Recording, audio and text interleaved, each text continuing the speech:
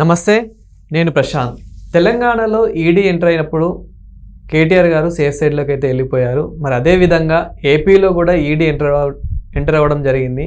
మరి ఇప్పుడు జగన్ గారు కూడా సేఫ్ సైడ్లోకి వెళ్ళిపోయారా అనే విషయాలు అయితే తెలుసుకుందాం. దీని గురించి అయితే మాట్లాడేందుకు ప్రస్తుతం మనతో పాటు సీనియర్ జర్నలిస్ట్ సిఎస్ రావు గారు ఉన్నారు. నమస్తే అండి. నమస్తే. సో తెలంగాణలో ఈడీ ఎంటర్ అయినప్పుడు అయితే కేటీఆర్ గారు ఇప్పుడు సేఫ్ సైడ్కి వెళ్ళిపోయినట్లు మనకు తెలుస్తుంది.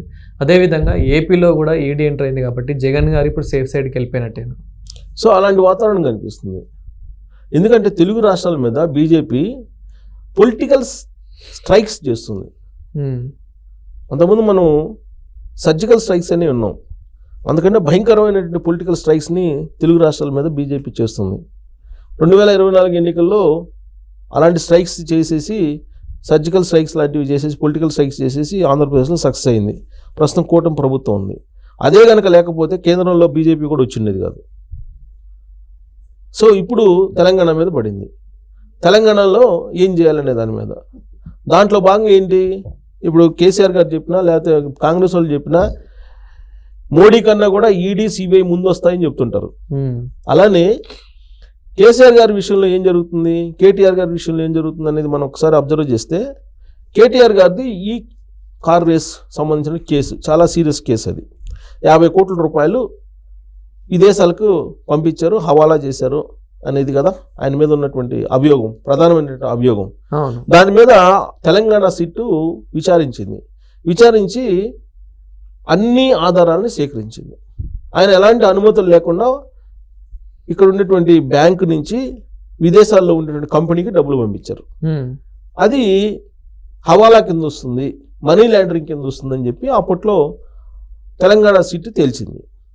మనీ లాండరింగ్ కింద వస్తుంది కాబట్టి దీన్ని ఈడీకి అప్పచెప్పాలని ఈడీ కూడా ఎంటర్ అయింది. ఈడీ ఎంటర్ అయ్యి తెలంగాణ సిట్టు విచారించినటువంటి మొత్తం సమాచారాన్ని తీసుకొని ఈడీ ఎంటర్ అయింది.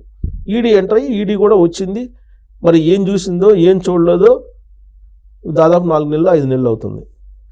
కేటీఆర్ గారు సేఫ్ సైడ్. అప్పటి వరకు ఏంటి, ఈడీ ఎంటర్ అయ్యేంత వరకు కూడా, ఈడీ ఎంటర్ కావడానికి ముందు రోజు కూడా ఈ రాత్రికే కేటీఆర్ అరెస్ట్ అనేటువంటి న్యూస్ ప్రధాన ఛానల్స్లో వచ్చింది, ప్రధాన పత్రికల్లో కూడా వచ్చింది. కార్ ఈ రేస్ దాంట్లో ఖచ్చితంగా కేటీఆర్ గారు అరెస్ట్ అవుతారు, ఈరోజే అరెస్ట్ అవుతారు, పోలీసులు మోహరించి ఉన్నారు ఇంటి చుట్టూరు, ఇలాంటి న్యూస్ విన్నాం కదా మనం. మరి ఈడీ ఎంటర్ అయింది. ఈడీ ఎంటర్ అయిన తర్వాత అలాంటి న్యూసే కనపట్లా. బీజేపీ వాళ్ళు ఏమంటున్నారు, కేసు ఇన్వెస్టిగేషన్ చేసింది తెలంగాణ సిట్ కదా, సిట్ పోలీసులు కదా, మరి తెలంగాణ ప్రభుత్వం అరెస్ట్ చేయొచ్చు కదా అని అంటున్నారు. ఇక్కడ ఉన్నటువంటి కాంగ్రెస్ ప్రభుత్వం ఏమంటుంది, మనీ లాండరింగ్ జరిగింది, ఈడీ వచ్చింది, మరి ఈడీ ఎందుకు అరెస్ట్ చేయట్లేదని చెప్పి ఇక్కడ ఉన్నటువంటి ప్రభుత్వం అడుగుతుంది. అంటే దాని అర్థం ఏంది, ఈ కేసుని కోల్డ్ స్టోరేజ్లో పడేశారుగా, ఈ కేసుని కోల్డ్ స్టోరేజ్లో పడేశారు, కేటీఆర్ ఏమో సేఫ్ సైడ్ అయ్యారు. దాని అర్థం ఏంటి, ఎందుకు జరిగింది ఇదంతా పొలిటికల్ గేమ్ కాదా? ఇది మామూలుగా అబ్జర్వ్ చేసే వాళ్ళకి అర్థమవుతుంది. ఇది అంటే బీజేపీ తోటి టైఅప్ అయ్యారు. రేవంత్ రెడ్డి గారు చెప్పారు కదా, బీజేపీ తోటి మాట్లాడుకున్నారు, పోయి ఢిల్లీ వెళ్ళి కేటీఆర్ గారు మాట్లాడుకున్నారని. ఇప్పుడు అదే విషయాన్ని కవిత చెప్తుంది. ఇప్పుడు తిహార్ జైలు నుంచి తను బయట రావడానికి కానీ లేదా ఇతరతర భవిష్యత్ రాజకీయాల కోసం బీజేపీతో మాట్లాడుకున్నారని చెప్పి కవిత అయినా చెప్తుంది కదా. అంటే ఇప్పుడు జగన్ గారు కూడా ఢిల్లీ వెళ్ళి మాట్లాడుకున్నారంటారా?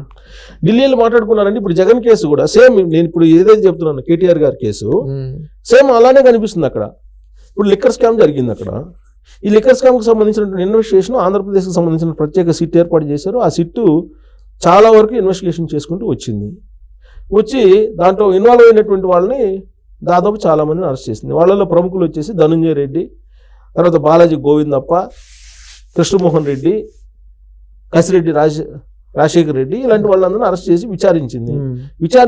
విచారిస్తే క్లియర్గా వాళ్ళు ఇచ్చినట్టు వాంగ్మూలం కానీ లేదంటే కొంతమంది అప్రూవ్గా మారటం కానీ వాంగ్మూలం ఇవ్వటం కానీ ఇవన్నీ చూస్తే కనుక బిగ్ బాస్కి డబ్బులు జర్నీ అని చెప్పి తేలింది. ఎవరు ఆ బిగ్ బాస్ ఏంటి అనేది వాళ్ళు చెప్తారు. మరి మొత్తం అల్టిమేట్ అంతిమ లబ్ధిదారు ఎవరు అనేది కనుక్కునేటువంటి స్టేజ్లో ఈడీ ఎంటర్ అయింది. ఈడీ ఎంటర్ అయ్యి ఏం చేసింది, ఇప్పటి వరకు ఆంధ్రప్రదేశ్ సీటు సేకరించినటువంటి సమాచారం, వాళ్ళు ఇచ్చినటువంటి వాంగ్మూలాలు అవన్నీ తీసుకొని ఈడీ ఎంటర్ అయింది. ఈడీ ఏ స్థాయిలో ఎంటర్ అయింది? మనీ లాండరింగ్ జరిగింది, హవాలా బిజినెస్ జరిగింది, కేజీలు కొద్ది బంగారం కొనుగోలు చేసి విదేశాలకు పంపించారు, అలాగే హవాలా చేశారు, మనీ లాండరింగ్ జరిగింది, సూట్ కేస్ కంపెనీలతో విదేశాలకు పంపించారు డబ్బులు అనేటువంటి సమాచారాన్ని ఆంధ్రప్రదేశ్ సిట్ సేకరించింది. ఈ సమాచారంతో మేము రంగంలోకి వస్తున్నాం అని చెప్పేసి వాళ్ళు వచ్చారు. ఈడీ రంగంలోకి దిగింది. ఈడీ రంగంలోకి దిగి ఈడీ కసిరెడ్డి రాజశేఖర రెడ్డిని విచారించింది. నిన్న మొన్న విచారించింది, దాదాపు 150 ప్రశ్నలు వేసింది అని చెప్పి చెబుతున్నారు. ఆయనేమో నాకే సంబంధం, నేను అప్పుడు ఐటీ సలహాదారుగా ఉన్నానని చెప్పి ఈడీకి చెప్పాడు ఆయన అని చెప్పి చెబుతున్నారు. మరి మిగతా వాళ్ళ వాంగ్మూలం తీసుకోవాలి కదా. కసిరెడ్డి రాజశేఖర రెడ్డి వాంగ్మూలం తీసుకున్నారు. నిజంగా వాళ్ళు సీరియస్గా ఈ కేసుని ఇన్వెస్టిగేషన్ చేయాలి ఈ కేసుని అని చెప్పి అనుకుంటే ఇమీడియట్గా మిగతా వాళ్ళని కూడా కస్టడీకి తీసుకొని విచారించాలి. కానీ ఇప్పుడు సిట్ పోలీసులు విచారిస్తున్నారు ఇవాళ కూడా వీళ్ళ నలుగురిని. ఫైనల్గా ఇప్పుడేంటి, సిట్ దగ్గర మొత్తం ఇన్ఫర్మేషన్ తీసుకొని హోల్డ్ చేసి పెడుతున్నారు ఈడీలో. ఈడీ హోల్డ్ చేసి పెట్టి ఆ కేసుని ఫర్దర్గా ముందుకు తీసుకెళ్తుందనంటే ఇప్పుడు తెలంగాణలో కేటీఆర్ గారి కేసు ముందుకు తీసుకెళ్ళిందా? తీసుకెళ్ళలేదు. సేమ్ సమాచారం మొత్తం తీసుకుంటారు, ఇన్వెస్టిగేషన్ సంబంధించినటువంటి ఇన్పుట్స్ అన్నీ తీసుకుంటారు, ఆధారాలు తీసుకుంటారు, వాంగ్మూలాలు కూడా తీసుకుంటారు, కేసును మాత్రం అక్కడి నుంచి ముందుకు వానిరు. ఇప్పుడు ఆంధ్రప్రదేశ్లో కూడా అదే జరుగుతుందేమో అనేటువంటి అభిప్రాయం వ్యక్తం చేసేటువంటి వాళ్ళు ఎక్కువయ్యారు. ఎందుకంటే ఇక్కడ తెలంగాణలో చూశారు కాబట్టి, ఈరోజు కారు చూశారు కదా, ఈరోజు కారు చూశారు కాబట్టి అక్కడ కూడా అదే జరుగుతుంది అని సర్వత్రా వినిపిస్తుంది. దానికి కారణం ఏంటంటే ఇప్పుడు బీజేపీ తోటి టైఅప్ అయ్యారు వీళ్ళు. ఎవరు? కేటీఆర్ అండ్ టీము బీజేపీ తోటి కలిసి వెళ్ళడానికి లేదా బీజేపీ తోటి ఉండడానికి సిద్ధపడ్డారు. ఆ మేరకు నెగోషియేషన్ జరిగినాయి అని చెప్పి కవిత గారు చెబుతున్నారు. కానీ జగన్మోహన్ రెడ్డి గారు ఎప్పటి నుంచో నరేంద్ర మోడీ గారు నాకు రాజకీయ ఏతర బంధం కలిగి ఉన్నారని చెప్పి చెప్పాడు ఆయన. బీజేపీ పెద్దల ఆశీస్సులతోటే బెయిల్ మీద ఉన్నారని అందరికీ తెలుసు. బీజేపీ పెద్దల ఆశీస్సులు లేకుండా ఆయన ఒక రోజు కూడా బయట ఉండడు, జైల్లో ఉంటాడని చెప్పి తెలుసు. మరి బీజేపీ తోటి బలమైన సంబంధం కలిగినటువంటి జగన్మోహన్ రెడ్డి గారు ఇప్పుడు ఈ కేసులో, లిక్కర్ కేసులో దొరుకుతాడు, ఈడీ ఆయన అరెస్ట్ చేస్తుంది అనేటువంటి న్యూస్ ఏదైతే వస్తుందో అది నమ్మదగ్గదా అని అంటే తెలంగాణ ఈ కార్ రేసు విచారణకు సంబంధించిన దాని వైపు చూపిస్తున్నారు ఇప్పుడు అందరూ. మరి ఇదేది జరిగిందో అది కూడా అదే జరుగుతుంది కదా అనేటువంటి అభిప్రాయం ఉంది. అయితే చంద్రబాబు నాయుడు గారు ఢిల్లీ వెళ్ళారు. చంద్రబాబు నాయుడు గారు ప్రస్తుతం కూటమిలో ఉన్నారు, కీలకంగా ఉన్నారు. మరి ఆయన ఏమైనా చక్రం తిప్పుతారా? ఆయన తిప్పేటువంటి చక్రం పనిచేస్తుందా? నిజంగా పనిచేస్తే జైలుకి వెళ్తారు. మరి ఆయన తిప్పే చక్రం పనిచేసే అంత సిచ్యువేషన్ ఢిల్లీలో ఉండాలి. దాన్ని అడ్డుకుంటున్నాడు జగన్మోహన్ రెడ్డి గారు అనేది వినిపిస్తుంది. పైగా ఆయన చెబుతున్నారు అరెస్ట్ చేయండి, రండి, నేను విజయవాడలోనే ఉన్నాను, రండి చూసుకొని మీకు అరెస్ట్, మీ దగ్గర ఆధారాలు ఉంటే అరెస్ట్ చేయండి అని చెప్పి ఆయన అడుగుతున్నారు. జగన్మోహన్ రెడ్డి గారు అడుగుతున్నారు కదా. నిన్న మొన్న నేను విజయవాడలో ఉన్న ఎక్కడికి పోలేదు, అరెస్ట్ చేయండి వచ్చి అని చెప్పి చెబుతున్నాడు. అంటే అంత ధైర్యంగా ఉన్నారంటే కేటీఆర్ గారి కేసు ఏమైందో ఈడీ కోర్టులోకి వెళ్ళి అది కూడా అదే అవుతుంది. మొత్తం సమాచారాన్ని సేకరించుకుంటారు, ఏం కష్టపడకుండా మొత్తం ఇన్ఫర్మేషన్ పెట్టుకుంటారు. ఇక అక్కడి నుంచి పొలిటికల్ గేమ్ స్టార్ట్ అవుతుంది. ఈ పొలిటికల్ గేమ్ స్టార్ట్ అయినప్పుడు ఇటు నుంచి ఎటు వెళ్తుందో తెలియదు. ఇక్కడైతే అర్థమవుతుంది ఏకనాథ్ షిండే వ్యవహారం అని. మరి అక్కడ పొలిటికల్ గేమ్ ఏ స్టార్ట్ చేస్తారో తెలియదు ఈ కేసును అడ్డు పెట్టుకొని.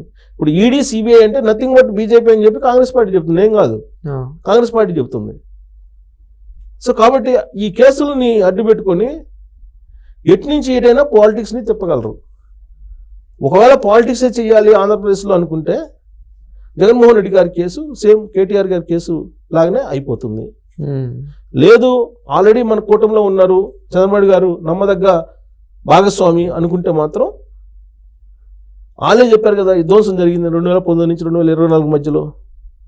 వాళ్ళే ఈడీని చట్ట ప్రకారం విచారించమని చెప్తే తిహార్ జైల్లో ఉంటారు పోయి జగన్మోహన్ రెడ్డి గారు. మరి ఆ పరిస్థితి వస్తుందా అని అంటే $1 మిలియన్ ప్రశ్న, $1 మిలియన్ ప్రశ్న అది. దాని సమాధానం చెప్పాలంటే. Thank you sir.